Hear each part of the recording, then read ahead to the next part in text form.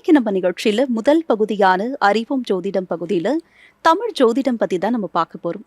இது பற்றி பேசுவதற்காக நம்ம அரங்கத்திற்கு வருகை தந்திருக்கிறார் தமிழ்நாட்டின் பிரபலமான ஜோதிட வல்லுநரான பட்டுக்கோட்டை ஆனந்தன் அவர்கள். முதலில் அவரை வரவேற்கலாம். வணக்கம். வணக்கம்.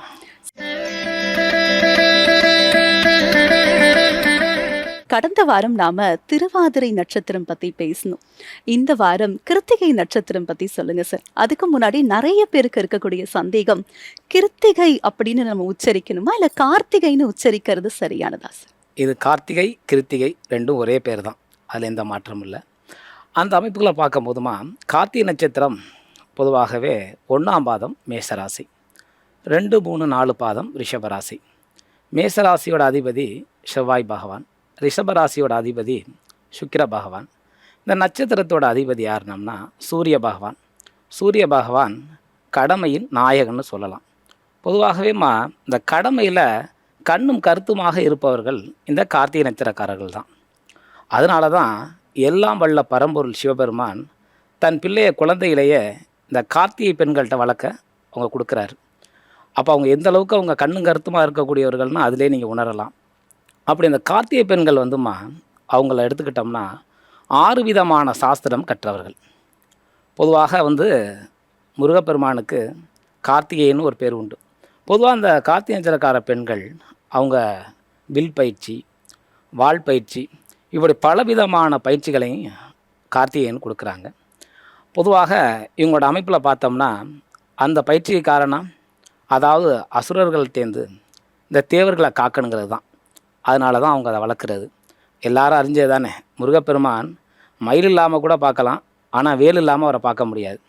ஏன் இந்த நட்சத்திரத்தோட குறியீடு என்ன தெரியுங்களா? இந்த நட்சத்திர சின்னம்னு சொல்கிறோம்ல, அது என்ன அப்படின்னம்னா வால், கத்தி, வேல், அரிவாள், இதெல்லாம் அந்த சின்னம், அதோட அமைப்பு. இது எதுக்காக பயன்படுதுன்னா ஒன்றும் இல்லாமல் வால் எடுத்து தான் போருக்கு போவாங்க காலகட்டம், அதனால் அந்த வால். அதே அப்புறம் பார்த்தா கத்தின்னு பார்த்தோம்னா அதை வச்சு தான் மருத்துவமே, உயிர் சிகிச்சை அதை வச்சு தான் கொடுக்க முடியும்.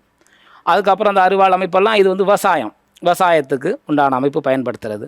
பொதுவாக இவங்களோட அமைப்புகள் இது எதனால் மெயினாக பயன்படுதுன்னா, பொதுவாக இவங்க அந்த நட்சத்திரக்காரர்கள் உணவுத்துறையில் மிகப்பெரிய அளவுக்கு ஜொலிப்பாங்க, மருத்துவத்துறையில் மிகப்பெரிய அளவுக்கு ஜொலிப்பாங்க. அதுக்கு அப்பாற்பட்டு பார்த்தோம்னா இராணுவம், காவல்துறை, இதிலலாம் இவங்க ஊறி இருப்பாங்க. பொதுவாக அந்த குடும்பத்தில் கூட யாரோ ஒருத்தர் வருவாங்க, எங்கள் அப்பா அப்படி இருந்தார், என் கணவர் அப்படி இருந்தார், என் புள்ள அப்படி இருந்தார். பொதுவாக இந்த ஜெனட்டிக்கை மக்களை காப்பதற்காகவே உள்ளது தான் இந்த கார்த்திகை நட்சத்திரம். அப்பேற்பட்ட ஒரு மிகச்சிறப்பான ஒரு நல்ல நட்சத்திரம் இந்த கார்த்திகையோட நட்சத்திரம். அதே அமைப்புகளில் பார்த்தோம்னா இன்றைக்கி உங்களுக்கு இது அந்த ஒரு அமைப்பில் மட்டும் இல்லாமல் இன்றைக்கி எடுத்தோம்னா இன்னொரு விதமான அந்த நட்சத்திரோட தமிழ் பெயர் என்ன அப்படின்னு எடுத்தோம்னா அழல், இந்த பாணன், இதெல்லாமே எடுத்தோம் அப்படின்னோம்னா இந்த நட்சத்திரத்தோட சுத்தமான தமிழ் பெயர். அது என்னங்க பாணன் அப்படின்னா, இந்த பாணனுங்கிறது பண்ணிசைத்து இசைபாடி மக்களையும் அரசர்களையும் மகிழ்விக்கக்கூடிய ஒரு கலை. அது ஆண்களுக்கு பாணன்னு பேர், பெண்களுக்கு பாணின்னு பேர். அப்போ அவங்களுக்கு உண்டான அமைப்பு என்னென்னா, அவங்க சினிமா துறையிலையும் நடனத்துறையிலையும் அதே போல் இன்றைக்கி சொல்லக்கூடிய இந்த மீடியா துறையிலையும் அவங்க ஜொலிக்கக்கூடிய ஒரு நபர்களாக அவங்க திகழ்வாங்க. அப்பேற்பட்ட பன்முக திறமை, அதாவது அத்தனை திறமைகளையும் கற்றெடுத்தவங்க இந்த கார்த்திகை நட்சத்திரக்காரர். நீ எந்த ஒரு கதாபாத்திரத்தை அவங்கள்ட்ட கொடுத்தாலும் அவங்களோட ஜெனட்டிக்கலாக அவங்க சிறப்பாக செவ்வனே செய்து முடிக்கக்கூடியவர்கள் அவர்கள். அதனால தான் நீங்கள் பாருங்கள், இப்போ இன்றைக்கி காவல்துறை, இராணுவத்துறை, இதில் அந்த கார்த்திகை நட்சத்திரக்காரர்கள் ஒரு நல்ல ஹெட்டில் இருப்பாங்க. அடுத்து பார்த்தோம்னா சமையல் கலையில் அந்த விவசாயத்தன்மையில் அதில் உயர்ந்த நிலையில் இருப்பாங்க. மருத்துவத்துறையில் உயிர் காக்கக்கூடிய ஒரு கைராசி பெற்றவங்களாக இருப்பாங்க. இதே அமைப்புகள் அவங்களுக்கு நடிப்பில் இருக்கட்டும் டாப்பில் வருவாங்க, மீடியாவில் எடுங்க அதில் டாப்பில் இருப்பாங்க. இதெல்லாம் இவங்கள்ட்ட இவ்வளோ பெரிய ஒரு பன்முக திறமை அவங்கள்ட்ட கொட்டி கிடக்கு. எதை கொடுத்தாலும் அந்த கதாபாத்திரத்தை செவ்வனே அற்புதமாக செய்யக்கூடியவர்கள் இந்த கார்த்திகை நட்சத்திரக்காரர்கள். அந்த அமைப்புகளோட தன்மையில் இப்போ எதுக்குங்க எல்லா நட்சத்திரங்களும் இல்லாத இதுக்கு ஒரு தனிப்பெருமை? ஏன்னா இந்த நட்சத்திரம் மட்டும் எல்லா பெண்களும் விரதம் பிடிக்கிறாங்க, ஆண்களும் விரதம் பிடிக்கிறாங்க. அப்படி என்ன அந்த கார்த்திகை நட்சத்திரம் ஸ்பெஷல் அப்படின்னா, இந்த கார்த்திகை பெண்கள் சாதாரண ஆளே கிடையாது. அவங்களோட வரலாறு கார்த்திகை நட்சத்திரத்தை பற்றி பேசணும்னா நான் ஒரு வாரம் பேசிக்கிட்டு இருக்கலாம். அப்போலோ திறமையோட கொட்டி கிடக்கு. அந்த கார்த்திகை நட்சத்திரக்கார பெண்கள் அஷ்டமா சித்திங்கிற ஒரு மிகப்பெரிய வரத்தை பெற்றவர்கள். அஷ்டமா சித்தி வரம்னா என்ன சாதாரண வரமா? அஷ்டமா சித்தி வரத்தை பெற்றார் அவர்கள் தெய்வீகத்திற்கு ஒப்பானவர்கள், தெய்வ நிலைக்கு ஒப்பானவர்கள் தான். அப்பேற்பட்ட தெய்வ நிலைக்கு ஒப்பானவர்கள் இந்த கார்த்திகை நட்சத்திரக்காரர்கள்.